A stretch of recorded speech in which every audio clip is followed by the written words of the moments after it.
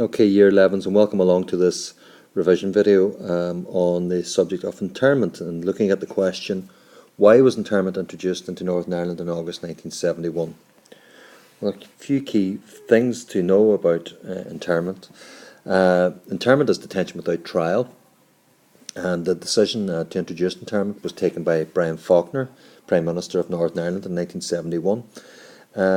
It was codenamed Operation Demetrius, and it ran on the night of the 9th to the 10th of August 1971. On that night, 342 IRA suspects were arrested in raids by the British Army. And in the following days, 20 civilians and 2 soldiers died in the violence that ensued from that. No loyalist was arrested during the internment period. And there's a famous event that happens during this called the Ballymurphy Massacre, where 11 die, including a Catholic priest shot by the Parachute Regiment. So it's a huge event in 1971. Okay.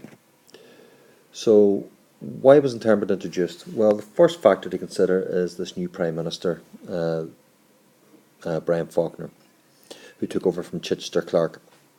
So as a new Prime Minister, Brian Faulkner wants to make his mark. Okay, he is new, he is going to change things, and he decides that he's going to take on the IRA.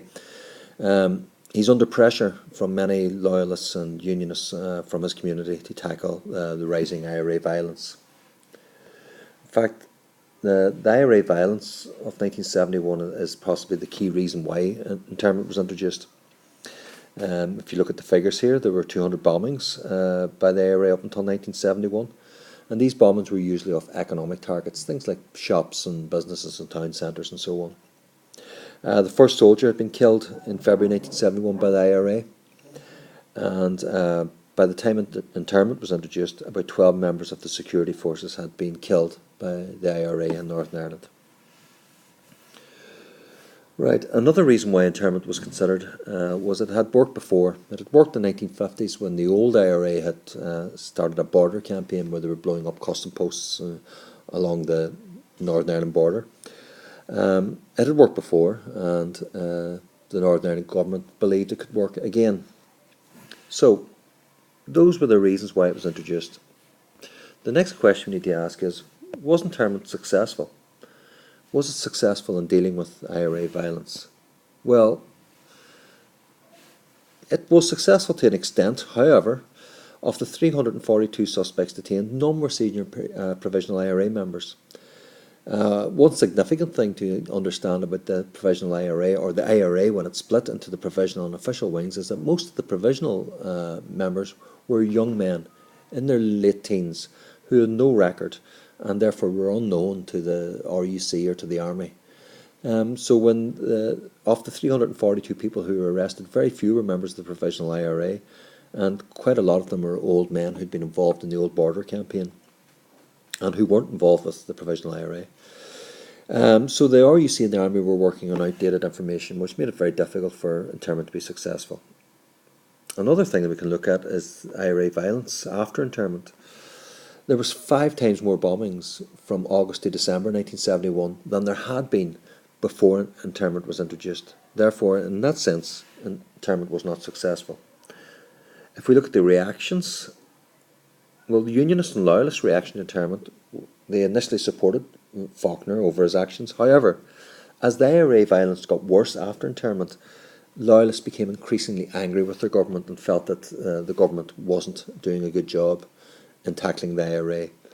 That increased support for loyalist groups, and we have a new loyalist group appearing in 1971 called the UDA, and one of its most infamous actions was the bombing of McGurk's Bar, a Catholic bar in Belfast, where 15 civilians were killed in December 1971.